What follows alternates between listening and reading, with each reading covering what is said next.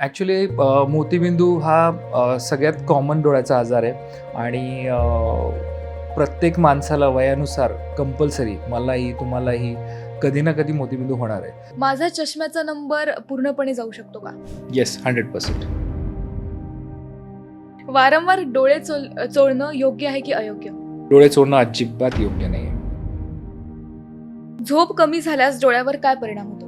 आधी पण सांगितलं, most important problem is dryness. मोतीबिंदू ही शस्त्रक्रिया शरीरातली सगळ्यात कॉमनली केलेली सर्जरी आहे आणि ती खूप सक्सेसफुल आहे. It is one of the most successful surgery. महागडी लेन्स वापरली तर सर्जरी बेस्ट होईल असं काहीच नाही आहे. अगदी आता आपण स्वस्तिका इन्स्टिट्यूटमध्ये सर्जरीची सुरुवात अगदी आपल्याकडे 5,500 आहे. हल्लीच्या काळात आम्ही एक कॉर्निया कधी कधी 2 ते 3 पेशंटसाठी वापरू शकतो. तर थोडक्यात एक आय डोनेशन झाला असेल, एक डोळा जर डोनेट झाला असेल आणि जर आमच्याकडे असे 3 डिफेक्ट किंवा वेगळे वेगळे डिफेक्ट असलेले पेशंट असतील तर हा एकच कॉर्निया आम्ही डिवाइड करून 2 लोकांना यूज करू शकतो. नगरकरांनी मला खूप चांगला प्रतिसाद दिला. त्यांच्यामुळे मी आज इथपर्यंत पोहोचलो आहे आणि मला नक्कीच खात्री आहे की त्यांच्या सपोर्टने मी अजून काहीतरी मोठं करू शकेल. आणि हे गेले 20 वर्ष 25 वर्षापासून जे काही सर्जरी झाले त्याच्या अभ्यासावरनं आम्हाला आता असा खूप स्टडी करून डेटा आहे की कुठल्या पेशंटमध्ये नंबर परत येऊ शकतो. काही लोकांना 6'4" पर्यंत 6'3" पर्यंत पण विजन येते जर वेफरन गायडेड केली तर. हे का? कारण की देवाने पण डोळ्यामध्ये काही इम्परफेक्शन्स सोडलेले आहेत. वेफरन गायडेड आणि टोपोग्राफिक गायडेड ट्रीटमेंट जर आपण केली तर नंबरचे पलीकडे ते इम्परफेक्शन्स जे ॲब्रेजन्स म्हणतो मी त्याला, कॉमा, स्पेरिकल, हे जे ॲब्रेजन्स आहेत ते पण ट्रीट होतात. आणि असं म्हणतात, it's not a right word, पण असं म्हणतात की सुपरविजन येते तुम्हाला. केराटोकोनस होण्याचं कारण काय? तुम्ही डोळा जर असा चोळला तर चोळल्यामुळे तुमचा कॉर्नियावरती खूप प्रेशर येतो, पातळ होतो आणि केराटोकोनस वाढतो. आम्ही डोळा दिला तर आम्ही स्वर्गात गेलो तर आम्हाला दिसणार नाही किंवा आम्हाला भविष्यात पुढचे जन्मी दिसणार नाही. डोळा डोनेट केला तर विद्रूप दिसेल किंवा त्याला खूप वेळ लागतो डोनेशनच्या प्रोसिजरला. तर असं काही नाही आहे. It's a very small procedure, hardly 10 ते 20 मिनिटात होते. ट्रान्सपीआरकेचा ॲडव्हान्टेज असं आहे की त्याच्यामध्ये तुम्हाला फ्लॅप क्रिएट करायची गरज नाही आहे, ब्लेड वापरायची गरज नाही आहे, तुम्हाला डोळ्याला कुठेच कट करायची गरज नाही आहे आणि त्याच्यामध्ये पेन पण होत नाही. तुमचं काम असं पाहिजे की पेशंटला तुमच्यासोबत कधीही संवाद साधता यायला पाहिजे. तुमच्यासोबत त्यांना पाहिजे ते प्रश्नांचं उत्तर त्यांना विचारता यायला पाहिजे आणि तुम्ही खूप अप्रोचेबल पाहिजे. माझे सर्जरी जर 100% सक्सेसफुल असेल तर त्यातलं 90% श्रेय माझ्या स्टाफला जातो. नमस्कार मंडळी, तुम्ही पाहत आहात अहिल्यानगर लाईव्ह पॉडकास्ट. आज आपण एका खूप महत्त्वाच्या विषयावर बोलणार आहोत, आपले डोळे आणि त्यांची योग्य काळजी. आजकाल स्क्रीन टाईम वाढलाय, चष्म्याचा नंबर वाढतोय आणि अनेकांना LASIK, cataract surgery, dry eyes अशा समस्या भेडसावत आहेत. पण याबद्दल योग्य माहिती किती लोकांकडे आहे?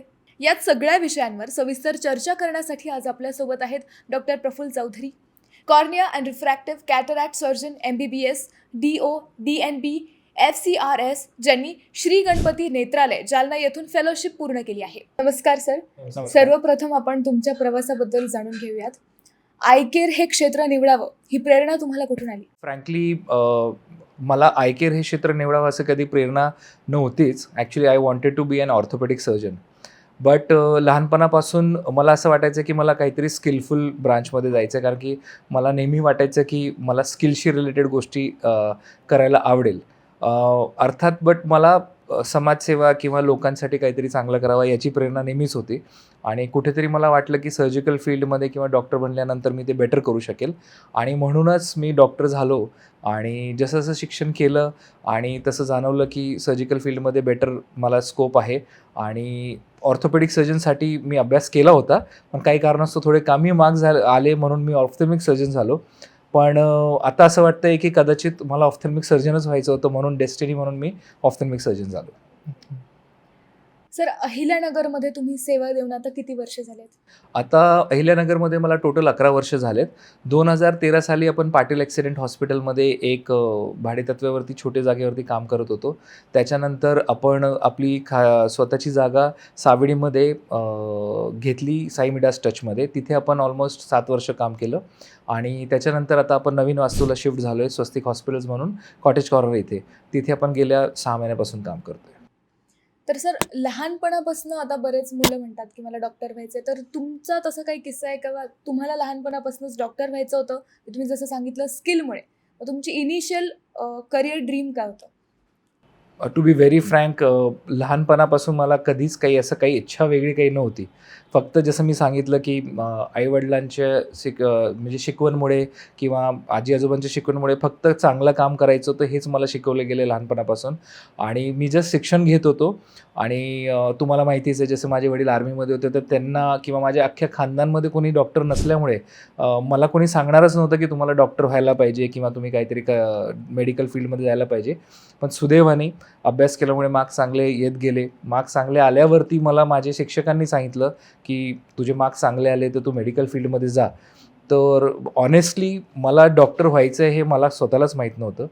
पण जसे जसे मार्क्स चांगले आले मग मला मेडिकल कॉलेजमध्ये ॲडमिशन भेटलं. त्यावरनं मग मी पुढे जाऊन बेटर केलं. सर, MBBS पासनं कॉर्निया रिफ्रॅक्टिव्ह सर्जन हा जो तुमचा प्रवास आहे तो कसा होता, त्याबद्दल तुम्ही काय सांगाल?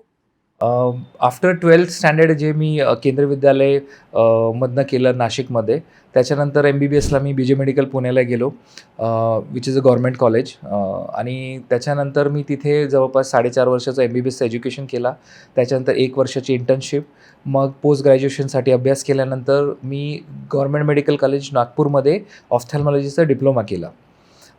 त्याच्यानंतर बॉम्बे सिटी आय इन्स्टिट्यूट म्हणून एक खूप चांगलं ऑफ्थॅल्मिक इन्स्टिट्यूट आहे मुंबईमध्ये. तिथे मी DNB केलं, which is a national board of examination, which is again 2 years.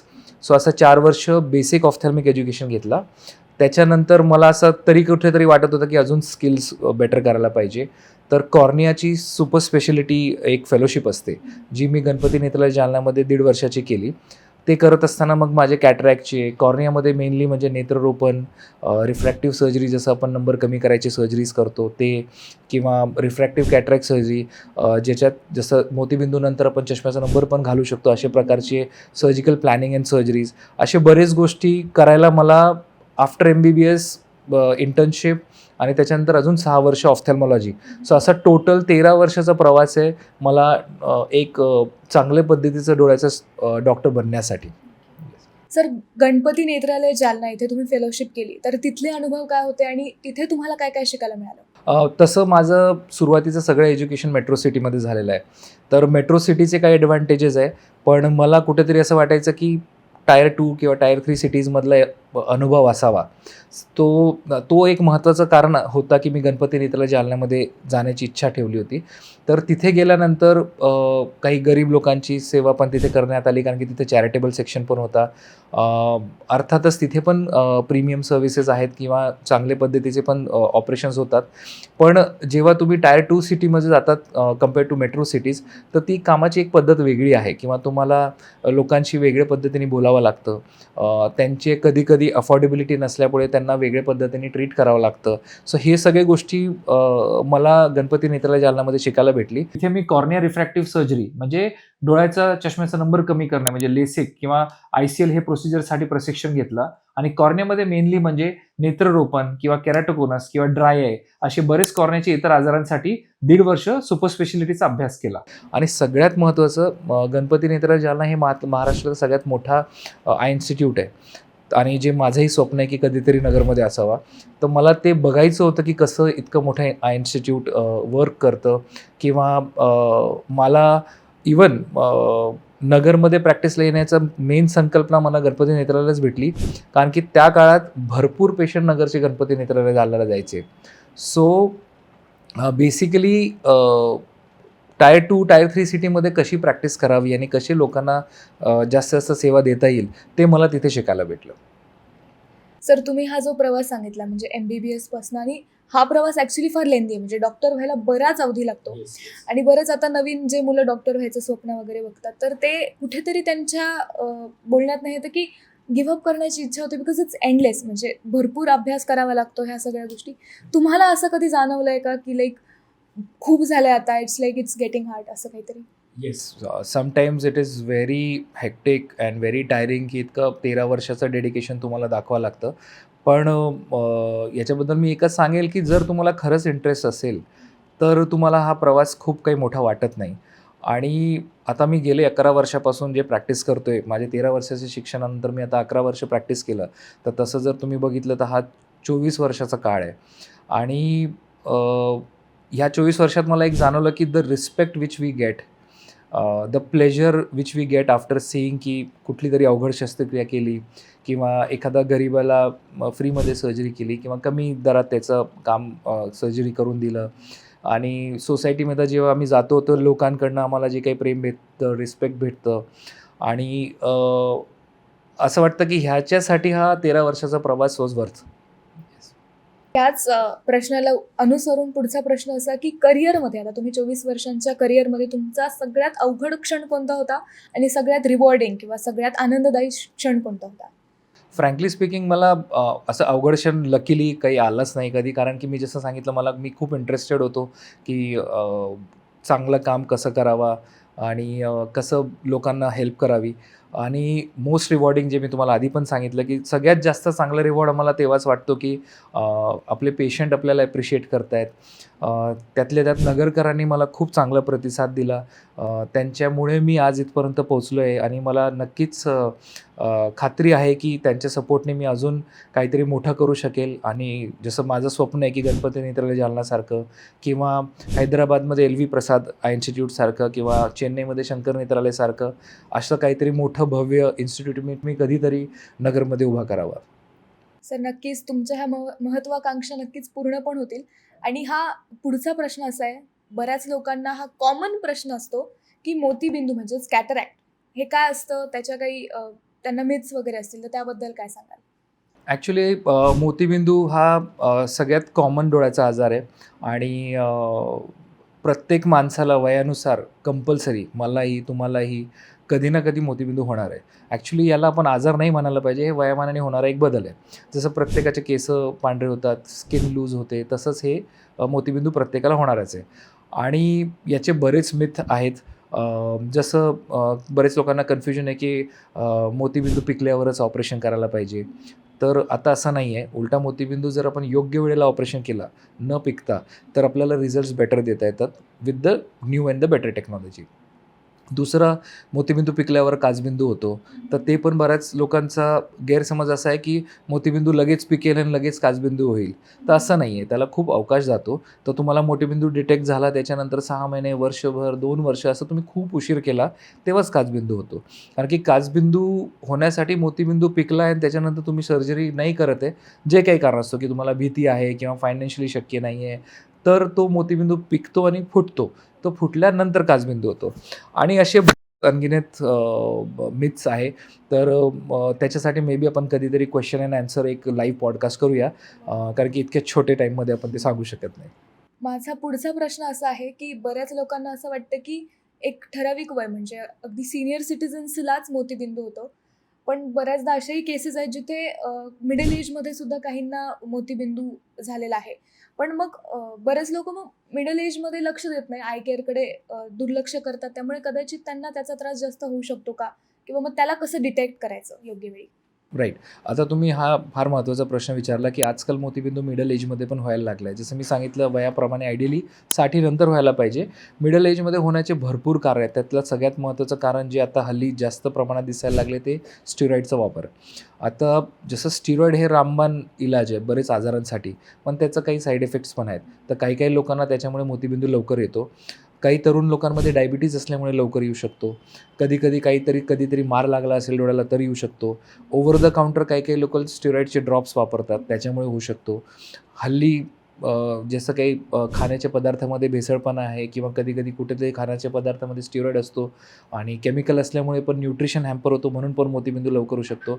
So तसे इतके मल्टिपल कारणं आहेत की आजकाल खूप लवकर मोतीबिंदू यायला लागले आहे. पण यातली चांगली गोष्ट अशी आहे की त्याला आपण ट्रीट तसंच करतो जसं साठीनंतर करतो. सो सुदैवाने मोतीबिंदू हा 100% आपण ऑपरेट करून बरा करू शकतो. तो घाबरण्याची गरज नाही आहे, पण जसे मी बाकीचे कारणं सांगितले, तर ते नक्कीच सगळ्यांनी टाळायला पाहिजे, जेणेकरून मोतीबिंदू लवकर नाही होणार. तर पुढचा प्रश्न असा की तुम्ही सर्जरी करताना बऱ्याच पेशंटशी तुम्ही कन्सल्टेशन करत असाल, तर सगळ्यात मोठं कारण काय लोकांना सर्जरीची भीती वाटण्याचं? सगळ्यात मोठं कारण मला आजकाल असं वाटतं की खूप जास्त व्हिडिओज बघितल्यामुळे किंवा आपण Google वापरल्यामुळे किंवा WhatsApp युनिव्हर्सिटीमुळे आजकाल काही ना काही फॉरवर्ड्स येत राहतात.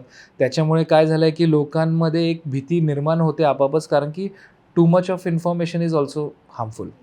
तर जसं पुस्तकामध्ये मोतीबिंदूचे ऑपरेशनचे 100 कॉम्प्लिकेशन असतील, तर पण ते होत नाही. प्रॅक्टिकली मोतीबिंदूचे कॉम्प्लिकेशन्स हजारामध्ये एखाद्या पेशंटला होतात. तो आपण टू मच इन्फॉर्मेशन घेतली की आपल्याला असं वाटतं की हे सगळ्या गोष्टी आपल्याला होऊ शकतात आणि त्या भीतीमुळे लोक जास्त घाबरायला लागतात. मी तुम्हाला सांगू इच्छितो की मोतीबिंदू ही शस्त्रक्रिया शरीरातली सगळ्यात कॉमनली केलेली सर्जरी आहे आणि ती खूप सक्सेसफुल आहे. It is one of the most successful surgery. म्हणजे मोतीबिंदू सर्जरी इतकी सक्सेसफुल आहे की बेसिकली 3 ते 4 मिनटात ही सर्जरी केली जाते. पहिले तरी भूल देण्यासाठी इंजेक्शन द्यावं लागायचं, आता डोळ्याला इंजेक्शनही द्यावं लागत नाही. तुम्ही एक ड्रॉप टाकता, त्याच्या ड्रॉपमुळे आपल्याला 5 ते 10 मिनटासाठी डोळे बधीर होतात. त्या 3 ते 5 मिनटामध्ये सर्जरी पण संपून जाते. पहिले पट्टी लावायची गरज होती, आता पट्टी लावावं लागत नाही. पेशंट ऑपरेशन थिएटरमध्ये जेव्हा घुसतो तेव्हा त्याला दिसत नाही आणि ऑपरेशन थिएटरमध्ये बाहेर निघताना तो स्वतः वॉक करून त्याला दिसायला लागतं आणि तो बाहेर जाऊ शकतो. सर्जरीचं जखम इतकी छोटी आहे की पेशंटची जखम अगदी 3 दिवसात भरून जाते. तरी आम्ही पथ्य 5 दिवसांचे देतो आणि अगदी 5व्या दिवशी नंतर लोकं त्यांचे दैनंदिन कामं करू शकतात. सो हे सगळं ऐकल्यावर तुम्हाला नक्कीच वाटेल की इतकं घाबरण्यासारखं नाही आहे. येस. पुढे मला हेच विचारायचं होतं की किती पेनफुल असते कॅटरॅक्ट सर्जरी, पण तुम्ही जसं सांगितलं. बट आपण रेटिंग घेऊयात की 1 to 10च्या स्केलमध्ये किती पेनफुल असते cataract surgery? Cataract surgery 1 to 10च्या स्केलमध्ये मी सांगेल की 0 if the surgeon is skilled. Another thing is important, if the patient is cooperative, again it is 0. But sometimes if the patient is not cooperative आणि काही कारणास्तव पेशंटला भीती वाटत असेल आणि तो हालत असेल तरच त्याला पेन जाणवतं. But with the good topical anaesthesia किंवा प्रॉपर एनेस्थेशिया दिला असेल आपण ड्रॉप फॉर्ममध्ये किंवा इंजेक्शन फॉर्ममध्ये पण मोस्ट ऑफ द टाईम त्यांना काहीच पेन नसतो. पुढचा पण एक प्रश्न आहे, जे की आता आपण कॅटरॅक्टबद्दल बोलू. नेक्स्ट इज चष्म्याचा नंबर म्हणजे लेसिक आणि ट्रान्स PRK. तर ह्याबद्दल तुम्ही ह्याचा डिफरन्स काय सांगाल आणि कोणाला काय रेकमेंड कराल? आता ॲक्च्युली रिफ्रॅक्टिव्ह सर्जरी हा खूप मोठा टॉपिक आहे. रिफ्रॅक्टिव्ह सर्जरी म्हणजे बेसिकली आपल्याला कुठल्याही प्रकारची सर्जरी केल्यानंतर जेणेकरून आपण चष्म्याचा नंबर काढू शकतो, त्याला आपण रिफ्रॅक्टिव्ह सर्जरी म्हणतो. तर त्यातल्या त्यात आता जास्त पॉप्युलर लेसिक आणि ट्रान्स PRK आहे. लेटली आता स्माईल यायला लागलं आहे किंवा लेंटिक्युलर एक्स्ट्रॅक्शन आहेत. तुम्ही काही ऑप्शन्स ICLचे पण ऐकले असतील. पण जास्त कॉमनली जे करणारे सर्जरी जे आता होतात, अगेन बिकॉज ऑफ अफोर्डेबिलिटी आणि because of availability there are multiple options given to the patient. Sometimes काही प्रोसिजर्स काही लोकांना सेफ नसल्यामुळे आम्हाला हे 5-6 ऑप्शनपैकी कुठलं तरी पेशंटला निवडावं लागतं. आता जसं तुम्ही विचारलं लेसिक आणि ट्रान्स PRKमध्ये मेन फरक असा आहे की लेसिकमध्ये तुम्हाला एक मोटराईज ब्लेडच्या मदतीने एक फ्लॅप क्रिएट केला जातो.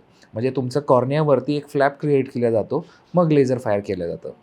ट्रान्स PRKचा ॲडव्हान्टेज असं आहे की त्याच्यामध्ये तुम्हाला फ्लॅप क्रिएट करायची गरज नाही आहे, ब्लेड वापरायची गरज नाही आहे, तुम्हाला डोळ्याला कुठेच कट करायची गरज नाही आहे आणि त्याच्यामध्ये पेन पण होत नाही. आणि मेजर ॲडव्हान्टेज हा आहे की तुम्हाला पुढे जाऊन पण कधी जर डोळ्याला मार लागला किंवा धक्का लागला तर लेसिकमध्ये जसा फ्लॅप आहे तर त्याला डिस्प्लेस होऊ शकतो. ट्रान्स PRKमध्ये फ्लॅपच नाही आहे, तुम्ही कटच नाही केला आहे, तर तुमचं जे काही स्किन आहे ते परत एकदा आली तर त्याच्यानंतर तुम्हाला गुडघ्याला जाऊन ट्रॉमा जरी झाला तर तुम्हाला काही प्रॉब्लेम होणार नाही. ट्रान्स PRKचा अजून एक ॲडव्हान्टेज असं आहे की तिथे एररला स्कोप खूप कमी आहे, कारण की मशीनच सगळं काही करते. सो सर्जनला फक्त डिसिजन घ्यायचं आहे की तुमच्यासाठी ट्रान्स PRK सेफ आहे की नाही आणि बाकी सगळं मशीनच करते. आणि मशीन इतकी स्मार्ट आहे की त्याच्यामध्ये असे अल्गोरिदम्स आहे की तुमचा नंबर अचूक काढते, सेफली काढते आणि फ्युचरमध्ये न कट असल्यामुळे तुम्हाला कुठल्याही प्रकारची रिस्क राहत नाही. आणि मोस्ट इम्पॉर्टंट ट्रान्स PRKचा एक अजून ॲडव्हान्टेज असा आहे की ते कमी, म्हणजे कॉर्नियाची जी जाडी असते ती जर कमी असेल तरी आपण ट्रान्स PRK करू शकतो compare to LASIK. Wave front आणि टोपोग्राफी गायडेड ट्रीटमेंट ह्याचा फायदा कधी घेता येईल आणि किंवा ते कोणाला रेकमेंड कराल? फ्रंट गायडेड और टोपोग्राफी गायडेड याच्यामध्ये बेसिकली आधी काळात म्हणजे जेव्हा आधी लेसिक व्हायचे 10-15 वर्ष आधी किंवा जेव्हा ही वेफर गायडेड टेक्नॉलॉजी नव्हती, त्याला आजकाल कॉन्टुरा लेसिक पण म्हणतात. तर हे सगळे सारखेच आहे. पण बेसिक पर्पज हा आहे की हे कस्टमाइज्ड लेझर एब्लेशन आहे. म्हणजे आपल्याला तुमच्या प्रत्येकाच्या डोळ्याचा एक फोटो घेतला जातो, मॅप घेतला जातो आणि त्या मॅप घेऊन त्या पेशंटला एक्झॅक्ट कशी लेझर फायर करायला पाहिजे, ती पॅटर्न तयार केला जातो. तर त्याच्यामुळे एकदम हायली प्रिसाईज रिझल्ट भेटतो. 2 एब्रेशन्स म्हणून एक प्रकार असतो, की नंबरच्या पलीकडे पण डोळ्यामध्ये काही गोष्टी असतात, जेणेकरून 100% दिसत नाही. पण वेफर गायडेड किंवा टोपो गायडेड किंवा कॉन्टोर लेसिकमध्ये तो इतका परफेक्टली ट्रीट होतो, की जे काही स्मॉलेस्ट पॉसिबल एरर असतील तुम्हाला क्लॅरिटी न देण्यासाठी, ते सगळे ट्रीट केले जातात. सो रात्री गाडी चालवताना पहिले लोकांना लेसिकमध्ये जेव्हा वेफर गायडेड ट्रीटमेंट नव्हती, तर लाईट चमकायचा किंवा स्प्रेड व्हायचा किंवा एखाद्या लाईटीच्या अवतीभोवती गोल रिंग दिसायची किंवा 100% पाहिजे तसं क्लॅरिटी नाही यायची. आणि वेफर गायडेड टोपोग्राफिक गायडेड ट्रीटमेंटमध्ये कधी-कधी तुम्हाला 100% पेक्षा पण विजन येऊ शकते. म्हणजे जे आपण 6-6 म्हणतो, की 6-6 हे नॉर्मल प्रमाण आहे, की तुमची विजन 100% आहे. पण काही-काही लोकांना 6-4 पर्यंत, 6-3 पर्यंत पण विजन येते जर वेफर गायडेड केली तर. हे का? कारण की देवाने पण डोळ्यामध्ये काही इम्परफेक्शन्स सोडलेले आहेत. आणि वेफर गायडेड आणि टोपोग्राफिक गायडेड ट्रीटमेंट जर आपण केली, तर नंबरचे पलीकडे ते इम्परफेक्शन्स जे एब्रेशन्स म्हणतो मी त्याला, कॉमा, स्पेरिकल हे जे एब्रेशन्स आहेत ते पण ट्रीट होतात.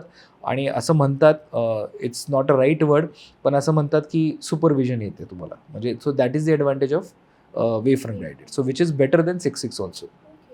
फार कॉमन प्रश्न असतो लोकांना, की ज्यांना चष्मा आहे, लॅसिकचा ते विचार करतात, पण त्यांना भीती अशी वाटते, की मी आता ऑपरेशन करेल, पैसे खर्च करेल, बट मला परत नंबर येईल का? किंवा मला परत चष्मा घालण्याची वेळ येईल का? आणि त्यामुळे ते बऱ्याचदा लॅसिक टाळतात. तर तुम्ही त्यांना काय सजेस्ट कराल? तुमचा एकदम बरोबर प्रश्न आहे. मागल्या काही काळात म्हणजे 10-15 वर्ष आधी टेक्नॉलॉजी जशी प्रगत होत होती किंवा काही कारणास्तव तेव्हा आपल्याला हा डेटा नव्हता, की लेसिकचे 10 वर्षानंतर लेसिक पेशंटला काय परिस्थिती असते. तर हे गेले 20 वर्ष, 25 वर्षापासून जे काही सर्जरी झाले, त्याच्या अभ्यासावरून आम्हाला आता असा खूप स्टडी करून डेटा आहे, की कुठल्या पेशंटमध्ये नंबर परत येऊ शकतो. तर हे आम्ही आता टोपोग्राफी, पेंटाकॅम किंवा असे बरेच काही ॲडव्हान्स सेंटर सेगमेंट OCT, एब्रोमेट्री असे खूप सारे टेस्ट्स आम्ही ते पेशंटचे ऑपरेशनच्या आधी करतो. जे कदाचित पहिले इन्फॉर्मेशन नसल्यामुळे ते करता येत नव्हते किंवा ती टेक्नॉलॉजी नव्हती. तर ह्या लोकांमध्ये जर आम्ही हे सगळे टेस्ट केले, तर आम्हाला आधीच कळतं की ह्या पेशंटला परत नंबर येऊ शकतो का? सो ह्या लोकांमध्ये आम्ही सर्जरी टाळतो किंवा आम्ही त्यांना जसं मी सांगितलं 5-6 ऑप्शन्स आहेत. त्यातलं असे ऑप्शन्स निवडतो ज्याच्यात ते कदाचित परत येणार नाही. सो आत्ताच्या काळात मी असं सांगेल की टेक्नॉलॉजीमुळे जवळपास जर कॅन्डिडेटचं किंवा पेशंटचं सिलेक्शन प्रॉपर झालं असेल, तर परत नंबर येण्याची शक्यता नाहीच्या बरोबर आहे. पण जर हा सिलेक्शन चुकला किंवा हिलिंगच्या पिरियडमध्ये पेशंटने तशी काळजी घेतली नाही, असे फार मोजके केसेसमध्येच परत येऊ शकतो. ज्यांना लॅसिक सुटेबल नाही आहे, असे बरेच तुम्ही केस स्टडी घेत असाल, सो तुम्हाला ते येत असेल, सो त्यांना ऑल्टरनेटिव्ह काय ट्रीटमेंट्स आहेत किंवा काय सर्जरीज तुम्ही त्यांना सजेस्ट करता? जसं तुम्ही म्हटले काही पेशंटला लेसिक सुटेबल नाही तर काय करायचं? तर मी तुम्हाला आधीचे याच्यामध्ये मेसेजमध्ये सांगितलंच, की हे सगळे टेस्ट केल्यानंतर आम्हाला काही पेशंट आहे, जसे काही लोकांची बुबुड म्हणजे कॉर्नियाची थिकनेस कमी आहे, 500 पेक्षा कमी आहे किंवा 450 आहे. तर त्या केसमध्ये आम्हाला लेसिक किंवा हे प्रोसिजर करता येत नाही. दुसरं कारण काही लोकांमध्ये अशी पण परिस्थिती असते, की ड्रायनेस असतो किंवा दुसरे काही कारणास्तव मला त्यांना लेसिक करता येत नाही. काही लोकांची बाहुली मोठी असते, काही लोकांचे कम्प्युटर स्क्रीनचा वापर जास्त असतो, काही लोकांचा नंबर खूप मोठा असतो. तर त्यातल्या त्यात सगळ्यात महत्त्वाचं कारण आहे हा नंबर खूप मोठे असणं. जसं फॉर एक्झाम्पल जसं तुम्ही विचारलं मागे पण, की कोणाला परत येऊ शकतो. तर 6 पेक्षा जास्त नंबर असलेल्या पेशंटमध्ये जर लेसिक केला किंवा कुठल्याही प्रकारची लेझर प्रोसिजर केली, तर त्यांना नंबर परत येण्याची शक्यता असल्यामुळे त्यांना आम्ही ICLचं ऑप्शन देतो. ICL म्हणजे जसं आपण कॉन्टॅक्ट लेन्सवरून लावतो, ICL हे आपण डोळ्याच्या आतमध्ये परमनंटली फिट करू शकतो. जसं मोतीबिंदूनंतर आपण लेन्स फिट करतो, तसं नॉर्मल लेन्स जी देवाने दिलेली आहे, त्याच्या समोर आपण कॉन्टॅक्ट लेन्ससारखी ही एक लेन्स आहे ICL, जी फिट करू शकतो आणि त्याच्याने पण नंबर पूर्णपणे जातो. तर ज्या लोकांना लेझर प्रोसिजर करता येत नाही, त्यांना आपण ICLचं ऑप्शन देतो. पण जर डोळ्याच्या आतमध्ये जागा कमी असेल आणि त्यांना आपण जर ICL पण करू शकत नाही, तर त्यांना आपण रिफ्रॅक्टिव्ह लेन्स एक्सचेंज पण करतो. सो ही एक अजून एक ॲडव्हान्स प्रोसिजर ज्याच्यामध्ये काही कारणास्तव त्यांची स्वतःची लेन्स वीक आहे आणि त्यांना तो नंबर आहे. काही कारणास्तव किंवा त्यांच्या डोळ्याची साईज मोठी आहे, त्यांना नंबर आहे. तर त्यांची जी वीक लेन्स आहे आपण ती काढणार. त्याच्याऐवजी त्यांना जे योग्य नंबरची लेन्स पाहिजे ती टाकणार. तर ही प्रोसिजर अगदी मोतीबिंदूसारखी आहे. पण ह्या पेशंटला मोतीबिंदू नाही आहे. पण जर पेशंटला कुठल्याही प्रकारे आपण जर चष्म्याचा नंबर कमी करू शकत नसेल, तर हा पण एक लास्ट ऑप्शन आहे, की ज्यात आपण परमनंट लेन्स मोतीबिंदूसारखी जी आपण मोतीबिंदूमध्ये टाकतो, ती टाकली तरी नंबर कमी होऊ शकतो. सो आता आपल्याकडे ऑलमोस्ट 7 ते 8 ऑप्शन्स आहे, ज्याने आपण आपल्या पेशंटचा नंबर कमी करू शकतो, लेझर सोडून देखील. येस. तर एक ॲडव्हान्स्ड आय कन्सर्न आहे केरॅटोकोनस. केरॅटोकोनस. तर त्याच्याबद्दल तुम्ही काय सांगाल? केरॅटोकोनस आत्ता हल्लीच्या काळात मी खूप जास्त पेशंट बघतो. मी कॉर्नेल सर्जन असल्यामुळे माझ्याकडे भरपूर पेशंट केरॅटोकोनसचे बरेच डोळ्यांच्या डॉक्टरांकडनं माझ्याकडे रेफर होतात आणि आम्ही ते स्क्रीन करत असतो. लेसिक करणारे बरेच पेशंट जेव्हा आमच्याकडे येतात, जसं फॉर एक्झाम्पल तुम्ही माझ्याकडे जर आले की नंबर कमी करायचा, शस्त्रक्रिया करायची आहे, तर आम्ही टोपोग्राफी किंवा पेंटागॅम जे आम्ही टेस्ट करतो, त्याच्यामध्ये बरेच हे पेशंट पिकअप पण होतात.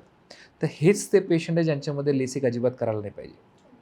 तो जे तुम्ही म्हटले की काही लोकांना नंबर येतो, तर हेच ते पेशंट आहे, ते कधी-कधी चुकून मिस झाले आणि यांच्यामध्ये जर आपण लेझर प्रोसिजर केली, तर ह्यांना नंबर नक्कीच वाढणार, कारण की ह्यांचा डोळा ऑलरेडी कमजोर आहे.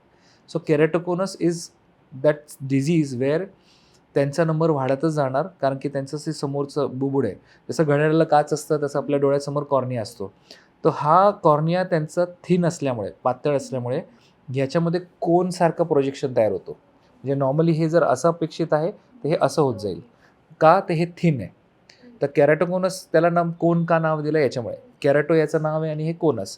आणि काही पेशंट्समध्ये हा थिन असल्यामुळे हा तिरकस होत जातो आणि त्यांचा नंबर वाढत राहतो. तर हा ऑलरेडी थिन आहे आणि तुम्ही याला लेझर मारून अजून थिन करणार. तर त्याच्यामुळे यांच्यामध्ये लेसिक व्हायला नाही पाहिजे. आता हे हल्लीच्या काळात खूप वाढायला लागलं. त्याचं कारण असं आहे की लोकं डोळे खूप चोळतात. तर केरॅटोकोनस होण्याचं कारण काय? तुम्ही डोळा जर असा चोळला, तर चोळल्यामुळे तुमचा कॉर्नियावरती खूप प्रेशर येतो, पातळ होतो आणि केरॅटोकोनस वाढतो.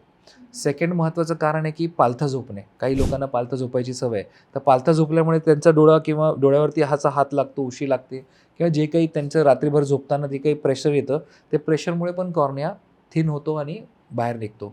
आणि बरेच जेनेटिक्स कारणं आहेत किंवा ॲलर्जी, कंजंक्टिव्हायटिसमुळे होतं. असे बरेच कारणामुळे ते केरॅटोकोनस होतो.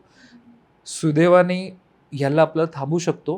कोलॅजन क्रॉस लिंकिंग म्हणून एक प्रोसिजर आहे आणि याच्यात आपण थोडासा नंबर कमी पण करू शकतो. ह्या पेशंटमध्ये आपण नजर पण सुधारणा करू शकतो. त्याला टी-कॅट किंवा ट्रेक म्हणून एक प्रोसिजर केलं, तर ह्या लोकांमध्ये आपण थोडासा नंबर कमीही करू शकतो.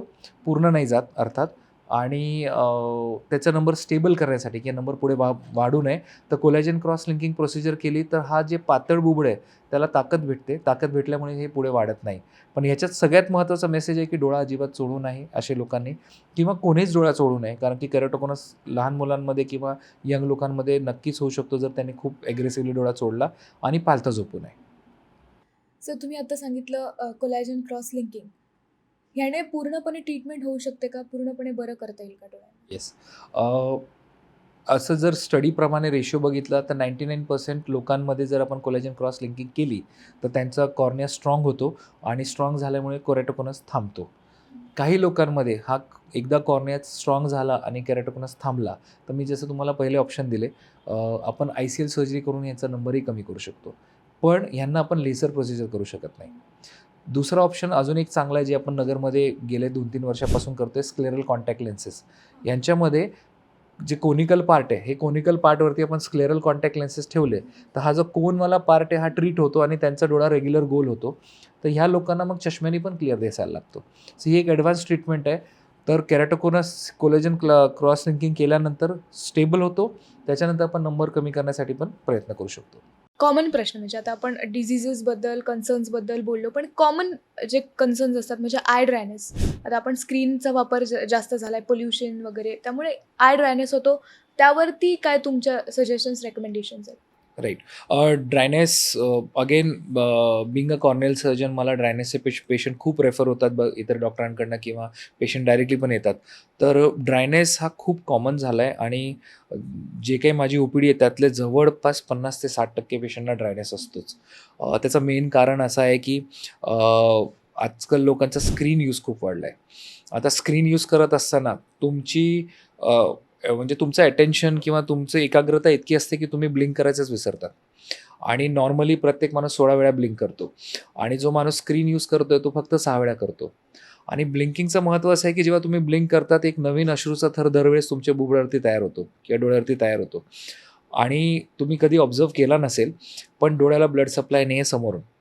समोरचा डोळ्याचा भाग हा एक्सपोज्ड आहे आणि त्याला ऑक्सिजन एअरमधनं भेटतो, त्याला न्यूट्रिशन अश्रूंमधनं भेटतात. तर जितका वेळ तुम्ही डोळा बंद करत नाही तितका वेळ तुमचा डोळा उघडा राहिल्यामुळे बाष्पीकरण नाही, त्याचा अश्रू ड्राय होतो. डोळ्याला ऑक्सिजन भेटत नाही, न्यूट्रिशन भेटत नाही आणि पुढे जाऊन त्यामुळेच डोळे लाल होतात किंवा तुम्हाला थकवा येतो. यालाच आपण ड्राय आय म्हणतो बेसिकली. तर या पेशंटला डोळ्याला पाणी येणार रिफ्लेक्सली, म्हणजे जसं घशात काही अडकलं की आपण खोकलतो, तसंच ड्रायनेसवाल्या डोळ्यांना अनहेल्दी वॉटरिंग होते. That is not healthy watering. तर पेशंटला बरेचदा कन्फ्युजन, मला ड्रायनेस आहे, डॉक्टर सांगतात मला ड्रायनेस आहे आणि ॲक्च्युअली ते म्हणतात मला तर खूप पाणी येते. But that is reflex watering. It is not a healthy tears. So ideally आपले टीयर्समध्ये, अश्रूंमध्ये 3 महत्त्वाचे घटक आहेत: पाणी, म्युकस आणि लिपिड. हे तिघं घटक असणं गरजेचं आहे. तर वॉटरिंगमध्ये फक्त पाणी आहे, तर दॅट इज नॉट हेल्दी. आणि रिफ्लेक्सली आलेल्या पाणीमध्ये न्यूट्रिशनमध्ये नसतो.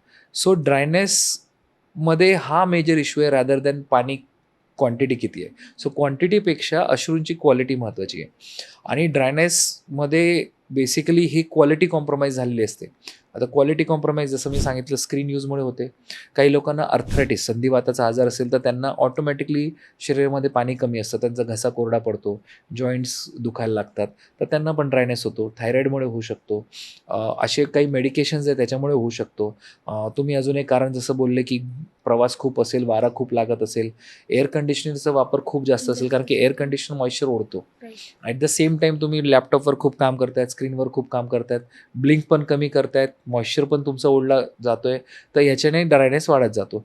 सो या काळात लोकांचं ह्या गोष्टींचा इन्सल्ट खूप वाढला आहे. तर त्याच्यामुळे ड्रायनेस हा वाढतच चालला आहे. अर्थात याला ट्रीट करणं तसं बघितलं तर इझी आहे, काही ड्रॉप्सनी होऊ शकतो. पण काही काही कंडिशन्स जसे अर्थरायटिस वगैरे किंवा बाकीचे सिस्टमिक डिझीजमुळे त्यांना ट्रीट करणं थोडंसं अवघड जातं. तर त्याला आपल्याला 6 महिने ते वर्षभराची ट्रीटमेंट घ्यावं लागते. आणि स्क्रीन युजर्सला मी आवर्जून सांगेल की तुम्ही काही प्रिकॉशन्स घ्यायला पाहिजे, कारण की मॅक्सिमम पेशंट हे हेवी स्क्रीन युजर्स असतात जे आमच्याकडे येतात. सो एव्हरी 20 मिनिट्स 20 सेकंड्सचा ब्रेक घ्या आणि 20 फूट दूर बघा. तर असं नका करू की लॅपटॉपवरनं स्क्रीन 20 मिनिटाचा ब्रेक घेतला नाही, मोबाईल वापरायला लागले. So practically you are not taking a break. आणि 20 फूट बघणं का गरजेचं आहे, की जेव्हा तुम्ही स्क्रीन यूज करताय तुमचे डोळे तुम्ही अकॉमोडेट करतायत, तर तुमच्या डोळ्याला एफर्ट घ्यावं लागतं, डोळ्याच्या आतले मसल एफर्ट घेतात आणि त्याच्याने पण कम्प्युटर विजन सिंड्रोम होतो, तुम्हाला थकवा येतो किंवा तुम्ही टायर्ड फील करतात. त्यामुळे 20 फूट बघणं पण गरजेचं आहे. तुमचं लॅपटॉपची जी स्क्रीन आहे शक्यतो नाकाच्या लेवलपेक्षा खाली ठेवा, जेणेकरून तुमचे डोळे हाफ क्लोज असतील आणि तुम्ही डोळे कोरडे कमीत कमी पडतील. फॅन, AC हे डायरेक्टली त्याचा ब्लास्ट तुमच्या डोळ्यावरती यायला नाही पाहिजे. आणि सगळ्यात महत्त्वाचं एडिक्वेट 7 तासाची झोप व्हायला पाहिजे. आय ट्रान्सप्लांट म्हणजे नक्की काय असेल? हा ॲक्च्युली मिथ आहे बराच मोठा, की लोक याला आय ट्रान्सप्लांट म्हणतात. ॲक्च्युली आय पूर्ण ट्रान्सप्लांट होत नाही. जे मी म्हटलं बुबुड किंवा घड्याळच्या काचेला कसं घड्याळाचा समोरचा काच असतो त्याला आपण कॉर्निया म्हणतो, ज्याच्यावरतीच आपण लेसिक करतो किंवा बाकीच्या गोष्टी करतो. तर हा कॉर्निया जर काही लोकांचा जर वाईट झाला, काही कारणास्तव पांढरा पडला, तर त्याचे बरेच कारण आहे, की इन्फेक्शन झाला किंवा डोळ्याला मार लागला किंवा जेनेटिकली पण काही लोकांचा पांढरा होतो. जसं मी काही काही तुम्हाला सांगितलं की त्यांच्यावरती लेझर शस्त्रक्रिया झाली पण त्यांना सूट नाही झाली. असे काही लोक आहे किंवा काही लोकांना काही सिस्टमिक डिझीजेस जसं ड्रायनेस झाल्यामुळे किंवा स्टीवन जॉन्सन सिंड्रोम, काही औषधांची एलर्जी झाल्यामुळे त्यांचा हा समोरचा भाग वाईट होतो. आता तो जो कॉर्नियल पार्ट आहे तो त्याचं काम काय आहे, त्याला मी आधी पण सांगितलं त्याला रक्तवाहिन्या पण नाही, तो ट्रान्सपरंट आहे, काचेसारखा पूर्ण ट्रान्सपरंट आहे. तर काही कारणास्तव जर त्याच्यामध्ये थोडी जरी व्हाईटनेस आली तर तुम्हाला दिसायचं कमी होतं. आणि जर तो पूर्ण वाईट झाला किंवा इतक्या प्रमाणात वाईट झाला की तुमच्या डोळ्याच्या आतमध्ये लाईटच जाऊ शकत नाही, तेव्हा आपण त्याला कॉर्नियल ट्रान्सप्लांट करतो. त्याला मेडिकल लँग्वेजमध्ये आपण केराटोप्लास्टी म्हणतो. सो हा जो समोरचा पार्ट आहे तितकाच बदलला जातो आणि त्यालाच आपण आय ट्रान्सप्लांट म्हणतो. तर आणि मेडिकली त्याला केराटोप्लास्टी म्हणतो. सर, याच मुद्द्यावरती नेत्रदान ही कॉन्सेप्ट पण लोक ह्याबद्दल खूप जास्त संशयित असतात किंवा त्यांना मिथ्स असतात ह्या गोष्टीबद्दल. तर तुम्ही त्याला कसं बस्ट कराल इथे किंवा तुम्ही लोकांना मोटिवेट कसं कराल ह्यासाठी? जसं मी सांगितलं तुम्हाला की केराटोप्लास्टी किंवा कॉर्नियल ट्रान्सप्लांट सर्जरीसाठी सगळ्यात महत्त्वाची गोष्ट हीच आहे की आम्हाला कॉर्निया अवेलेबल पाहिजे आणि दुर्दैवाने ते बनवता येत नाही. अर्थात खूप संशोधन चाललं आहे कारण की जगात खूप ब्लाइंड लोक आहे जे कॉर्नियाची वाट बघतायत आणि त्यामुळे त्यांचं ट्रान्सप्लांट होऊ शकत नाही. आमच्यासारखे सर्जन्स आहेत जे वेट करतात की एखादा चांगला कॉर्निया भेटेल आणि मग आम्ही एखाद्याला मग तो ट्रान्सप्लांट केल्यावरती त्याला दृष्टी भेटेल. पण दुर्दैवाने अंधविश्वास असल्यामुळे काही काही लोकांमध्ये किंवा हे मिथ्स असल्यामुळे पाहिजे तितकं प्रमाणात आय डोनेशन होत नाही. सो बरेच लोकांचे वेगवेगळे कारणाने अंधविश्वास आहे की आम्ही डोळा दिला तर आम्ही स्वर्गात गेलो तर आम्हाला दिसणार नाही किंवा आम्हाला भविष्यात पुढचे जन्मी दिसणार नाही, डोळा डोनेट केला तर विद्रूप दिसेल किंवा त्याला खूप वेळ लागतो डोनेशनच्या प्रोसिजरला.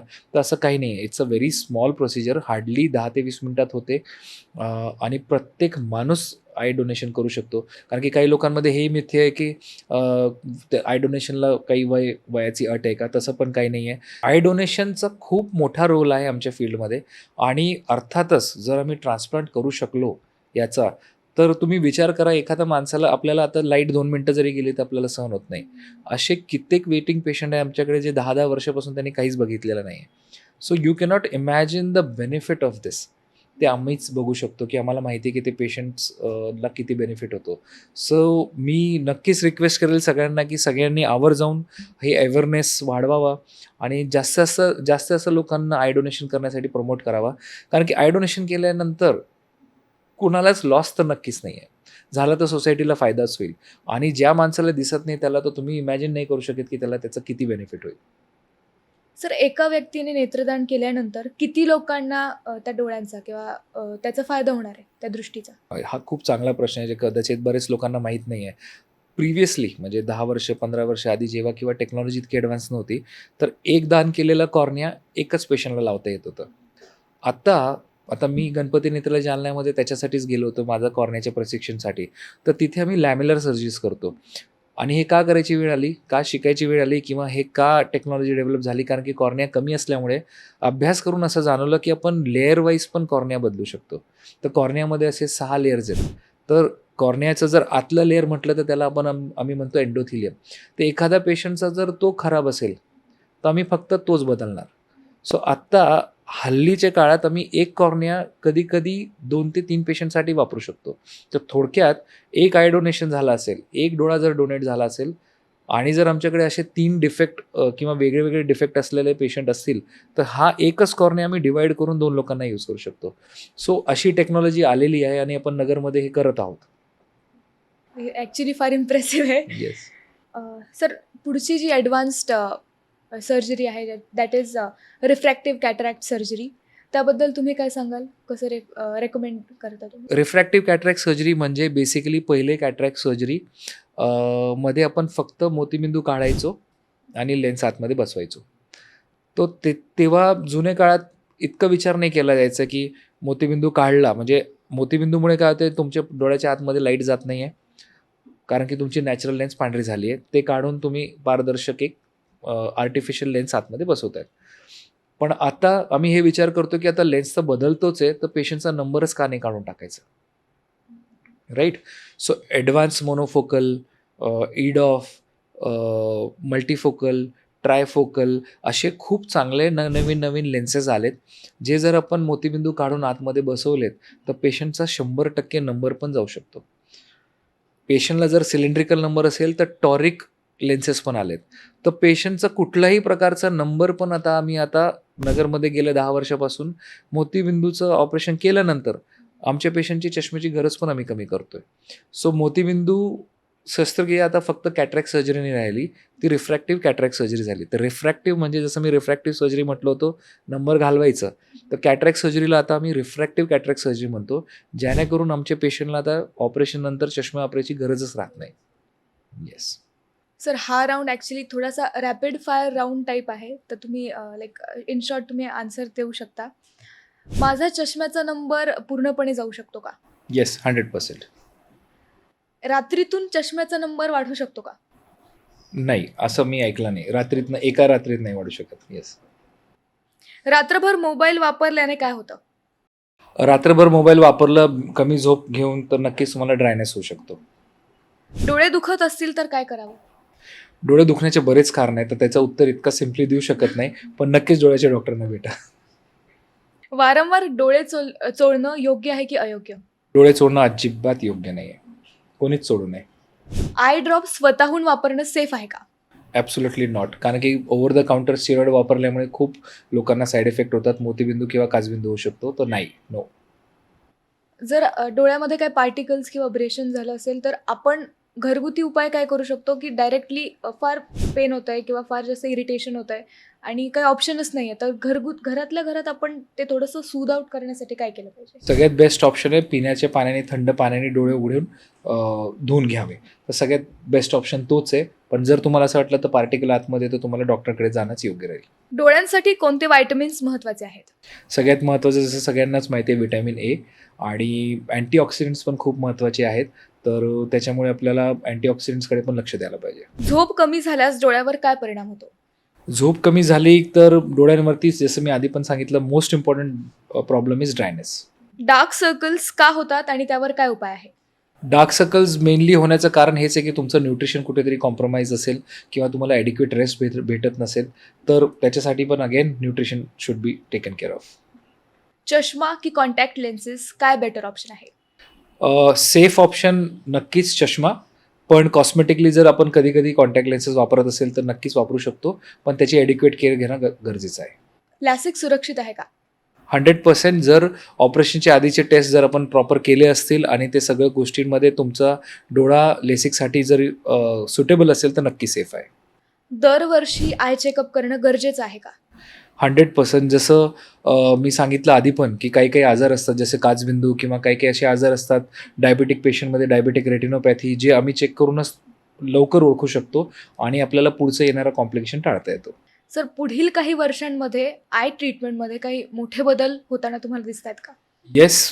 जसं जसं AI येतं आहे किंवा रोबोटिक ट्रान्सफॉर्मेशन होत आहेत, तर पुढील काळात बरेच काही चेंजेस एक्सपेक्टेड आहेत.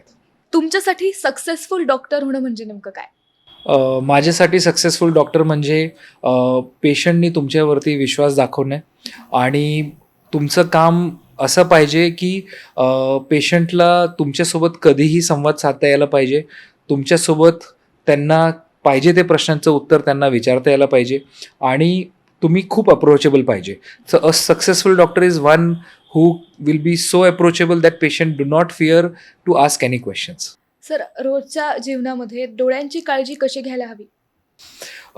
सुदैवाने डोळाला कुठल्याच प्रकारचा मेंटेनन्स नाही आहे. कारण की तुम्ही जर बघितलं तर स्किनला किंवा हेअरला प्रत्येक गोष्टीला आपण ऑइल वापरतो, मॉइश्चरायझर वापरतो. तर डोळ्यासाठी कुठलाच मेंटेनन्स नाही आहे. पण the main maintenance is to have good sleep. आणि जसं मी सांगितलं, स्क्रीन वापरताना काही प्रिकॉशन्स घ्यायला पाहिजे आणि डाएटमध्ये मल्टीविटॅमिन्स किंवा अँटीऑक्सिडंट्स असायला पाहिजे. सर नगर शहरामध्ये स्वास्तिक हॉस्पिटल्स स्थापन करावं ही प्रेरणा तुम्हाला कुठून आली? मी जसं आधी पण सांगितलं, गणपती नेत्रालय जालन्याला जेव्हा मी काम करत होतो, खूप नगरचे पेशंट गणपती नेत्रालय जालन्याला यायचे आणि मला असं कुठेतरी वाटायचं की इतके लोक इथपर्यंत इतके दूर का येत आहेत. आणि मग तेव्हा मला लक्षात आलं की खूप चांगली केअर आणि खूप चांगली टेक्नॉलॉजी आणि खूप लोकांना गरज आहे या चांगली केअर आणि टेक्नॉलॉजीची, आणि त्याच्यामुळे मी ठरवलं की मी नगरमध्ये कधीतरी प्रॅक्टिस सुरू करेल. सर नगरमध्ये 35,000 स्क्वेअर फूटमध्ये तुम्हाला आय इन्स्टिट्यूट उघडावं असं का वाटलं? जसं मी पहिले पण बोललो की माझं स्वप्न होतं की मला खूप काही चांगलं काम करायचं आहे आणि आमची एक डॉक्टरांची टीमसोबत 360 डिग्री केअर म्हणजे जसं शंकर नेत्रालय आहे चेन्नईमध्ये, LV प्रसाद आहे हैदराबादमध्ये, गणपती नेत्रालय जालना आहे जालन्यामध्ये, तर तसं प्रकारची खूप चांगली केअर नगरकरांना किंवा टायर 2 टायर 3 सिटीमध्ये देता यावी. आणि ही premium technology, best machines, best environment आणि बेस्ट आय केअर देण्याचा मी हा प्रयत्न गेल्या 11 वर्षापासून करतो आहे. आणि आधी मला जागेची खूप कमतरता जाणवायची आणि तिथे मी अफोर्डेबल रेट्समध्ये देऊ शकत नव्हतो कारण की जागा कमी होती. आणि आता मोठी जागा असल्यामुळे मला चॅरिटेबल सेक्शन पण सुरू करता आलं आणि best technology at affordable rates आम्ही आता इथे देऊ शकतो आहे. तर ही संकल्पना माझी आधीपासूनच होती आणि अजून माझं स्वप्न आहे की याच्यापेक्षा मोठं अजून कसं करता येईल जेणेकरून मी जास्त लोकांना सेवा देऊ शकेल. सर, तुमच्याकडे बऱ्याचदा जे पेशंट्स येतात ते पैशांबद्दल बरेचसे कन्सर्न असतात, म्हणजे कदाचित त्यांचा पहिला प्रश्न तुम्हाला कॉस्टिंगच असेल. तर तुम्ही त्यांना हे कसं समजावता की कॉस्टिंगपेक्षा क्वालिटी ऑफ ट्रीटमेंट जास्त महत्त्वाची आहे? येस. इतका महत्त्वाचा प्रश्न आहे की आलेल्या प्रत्येक माणसाला आता असं वाटतं की ट्रीटमेंट हे अफोर्डेबल रेट्समध्येच व्हायला पाहिजे आणि नक्कीच ते महत्त्वाचं आहे कारण की काही लोकांकडे खरंच पैसे नाही आहेत. पण मी नक्कीच सांगेल की तुम्ही पैशांच्या पलीकडे तुम्ही सर्जनचा अनुभव बघा. सर्जन कुठून क्वालिफाय झाला हे बघा. किती वर्षापासून ते चांगली सेवा देत आहेत समाजामध्ये ते जाणून घ्या. त्यांच्याकडची टेक्नॉलॉजी लेटेस्ट आहे का किंवा ती बेस्ट आहे का आपल्यासाठी ते जाणून घ्या. सर्जनची टीम, जे मी नेहमी म्हणेल की मी किती चांगली टेक्नॉलॉजी वापरली, मी किती चांगला सर्जन असेल, माझी टीम जर वेल क्वालिफाईड नसेल तर मी जे डिलिव्हर करायचा प्रयत्न करतो ते पण नाही होणार. तर त्यांच्याकडे टीम कशी काम करते ते जाणून घ्या. आणि पैसा नक्कीच महत्त्वाचा आहे कारण की जर तुमच्याकडे कमी पैसे असतील तर तुम्हाला ते बघावंच लागतं. पण पहिले हे जाणून घ्या आणि मी खात्रीशी सांगू शकतो की हे सगळं अफोर्डेबल रेट्समध्येच केलं जातं. तर पण पहिला प्रश्न कधीच पैसे नसावं. तुमचा पहिला प्रश्न हा असायला पाहिजे की तुमची सर्जरी किंवा तुमची ट्रीटमेंट ही सेफली केली जाते का, तुम्हाला पाहिजे तो खरंच आउटकम भेटतंय का. म्हणजे जसं मी सांगितलं की मोतीबिंदू शस्त्रक्रिया केली तर तुमचा नंबर पण कमी होतोय का सोबत, तुम्ही त्याच्याकडे लक्ष द्या. किंवा शस्त्रक्रिया केल्यानंतर तुम्ही 5च दिवसात दैनंदिन कामं करू शकतायत का, ते महत्त्वाचं आहे. कारण की जर शस्त्रक्रिया केल्यानंतर तुम्हाला 1 महिना घरी बसवावं लागलं आणि शस्त्रक्रिया जरी स्वस्त झाली तर काय उपयोग झाला. मग तुम्ही डोक्यावरनं आंघोळ करू शकत नाही जर तुम्हाला पाहिजे ती टेक्नॉलॉजी भेटली नाही. तर कुठेतरी आपण पैसा कमी दिला म्हणून आपल्याला चांगलं वाटावं अशी भावना नसावी. तुम्ही पहिले हे बघा की कधी कधी पैसे थोडे जास्त जरी लागले पण तुम्ही 5 दिवसांनी जर काम करायला लागले तर तुमचे तिथे पैसे वाचतील. तुमचा चष्म्याचा नंबर जर कमी झाला शस्त्रक्रियेनंतर तर तुम्हाला दरवर्षी जे चष्म्यासाठी खर्च करायचा तो वाचेल. सगळ्यात महत्त्वाचं, तुम्हाला किती छान वाटेल की तुम्हाला चष्म्याची गरज जाणवत नाही आहे. सो मोतीबिंदू शस्त्रक्रिया केली आणि तुम्हाला चष्म्याची गरज जाणवत नाही आहे तर ही फिलिंग तुम्ही खरेदी नाही करू शकत. सो पैसा हा फॅक्टर महत्त्वाचाच आहे आणि अर्थात कमी पैशामध्ये पण सर्जरी चांगली करता येते. पण चांगला सर्जरीमध्ये कदाचित तुमचं आउटकम अजून बेटर असू शकतं. तर परिस्थितीनुसार तुम्ही निवडावं. पण मी नेहमीच प्राधान्य देईल की तुम्ही सर्जन, त्याची टीम आणि त्या हॉस्पिटलमध्ये असलेली टेक्नॉलॉजीकडे जास्त लक्ष द्यायला पाहिजे. सर, आता तुम्ही मोतीबिंदूबद्दल बोललात आणि तुम्ही हेही सांगितलं की सर्जरीची क्वालिटी. तर बऱ्याच लोकांना मग असे काही गैरसमज असतात की चांगली किंवा महागडी काच किंवा लेन्स वापरली मोतीबिंदूसाठी तर मग चांगली सर्जरी झाली आहे. तर मग ही मिथ आहे का खरं तर, किंवा Yes. त्याच्यावर मिथ नाही म्हणणार मी याला. मी याला सांगेल की लॅक ऑफ नॉलेज आहे याच्याबद्दल बरेच लोकांमध्ये की महागडी लेन्स वापरली तर सर्जरी बेस्ट होईल, असं काहीच नाही आहे. अगदी आता आपण स्वस्तिका इन्स्टिट्यूटमध्ये सर्जरीची सुरुवात अगदी आपल्याकडे 5,500 आहे. तर त्यांना सर्जन मीच आहे, टेक्नॉलॉजी पण तीच आहे, फक्त जर बदलतं तर लेन्स बदलते. तर ह्यांच्यामध्ये जे आपण लेन्स वापरतो तर ह्यांच्यानी असं नाही की तुम्हाला दिसणार नाही. हां, पण हायर क्वालिटीचे लेन्सेस किंवा हायर टेक्नॉलॉजीचे लेन्सेसमध्ये तुमचा नंबर कमी होतो, तर चष्म्याची गरज कमी होते. तर मी सांगेल की तुमच्याकडे जर पैशांची तरतूद असेल तर तुम्ही ह्याचा विचार करावा की तुमचा नंबर कसं कमी होईल. पण जर पैशांची तरतूद नसेल तर तुम्ही हे लेन्सेस जरी वापरले तर तुम्हाला आयुष्यभर दिसणार आहे. फक्त फरक हाच आहे की जर आपल्याकडे पैसे नसतील तर आपल्याला चष्मा लावावा लागेल कदाचित, कारण की ह्या लेन्सेसमध्ये ती टेक्नॉलॉजी आम्ही देऊ शकत नाही कमी दरात, कारण की त्या टेक्नॉलॉजी चे लेन्सेस महाग असतात, पण तुम्हाला सर्जन सेम भेटू शकतो, टेक्नॉलॉजी सर्जरीची सेम भेटू शकते, टीम चांगली भेटू शकते, तुम्हाला इन्फ्रास्ट्रक्चर चांगला भेटू शकतो. तर पैशांमुळे तुम्ही ह्याचा अभाव तुम्हाला कधीच भेटणार नाही. पैशांमुळे फक्त फरक पडेल की तुम्हाला ती लक्झरी भेटणार नाही, की तुमचा नंबर कमी झाला. सो तुमचा फोकस याच्याकडे नाही पाहिजे की महागडं केलं म्हणजे ऑपरेशन चांगलं होतं. कमी दरातही तुम्हाला चांगलं ऑपरेशन भेटू शकतं. सर पुढचा प्रश्न असा आहे की तुम्ही आता टीमबद्दल सांगितलं, स्टाफ टीम म्हणजे ॲक्च्युली हॉस्पिटल हे बऱ्याच लोकांमुळे ते उभारलं जातं. सो टीमचं स्टाफचं काय महत्त्व आहे का चांगल्या हॉस्पिटलमध्ये? व्यक्तिगत आमच्या हॉस्पिटलमध्ये जर तुम्ही मला विचारलं तर मी म्हणेल की माझे सर्जरी जर 100% सक्सेसफुल असेल तर त्यातलं 90% श्रेय माझ्या स्टाफला जातो. त्याचं कारण असं आहे की तुम्ही खूप भारी लेन्स लावली, पण जर माझ्या स्टाफची क्लिनिंग व्यवस्थित नसेल आणि त्याला इन्फेक्शन झालं तर रिझल्ट शून्य आहे.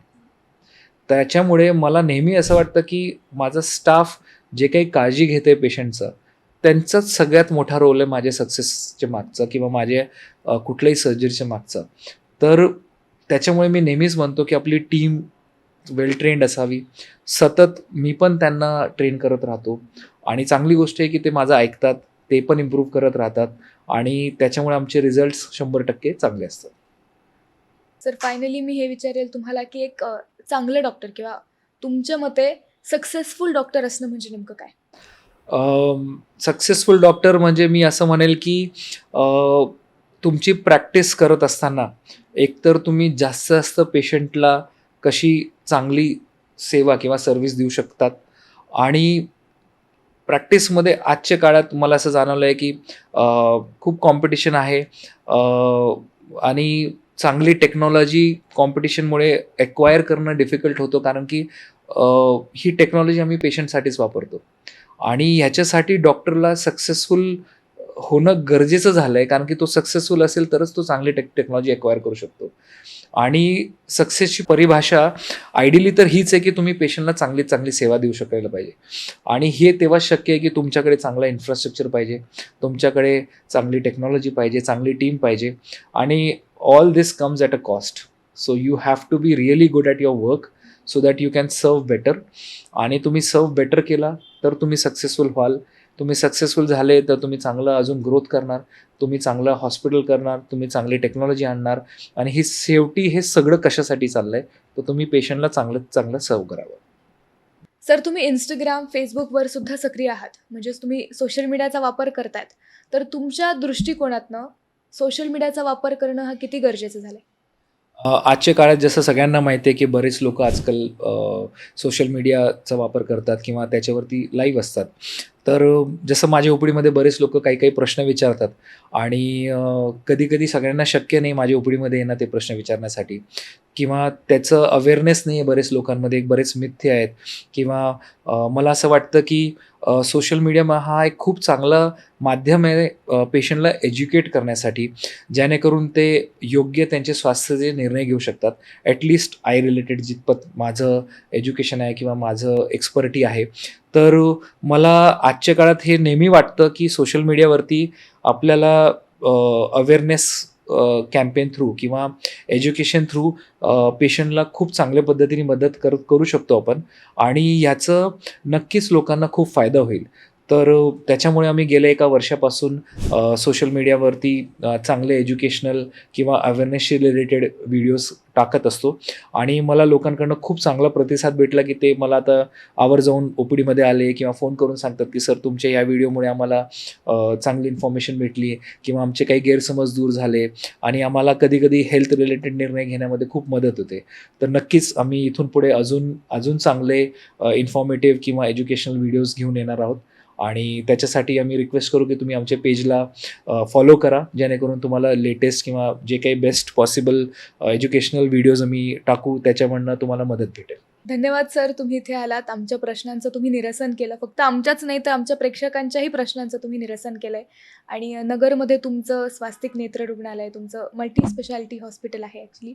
सो तिथे तुमच्या आणखी जे काही महत्त्वाकांक्षा आहेत मोठं हॉस्पिटल होण्याचं, त्या सगळ्या इच्छा तुमच्या पूर्ण होत. खूप छान आणि माहितीपूर्ण चर्चा झाली सर. आजच्या पॉडकास्टमधून प्रेक्षकांना नक्कीच डोळ्यांच्या आरोग्याबद्दल खूप महत्त्वाची माहिती मिळाली असेल. जर तुम्हालाही तुमच्या डोळ्यांबद्दल काही समस्या असेल किंवा चेकअप करायचं असेल तर योग्य वेळी वेळी डॉक्टरांचा सल्ला घेणं खूप गरजेचं आहे.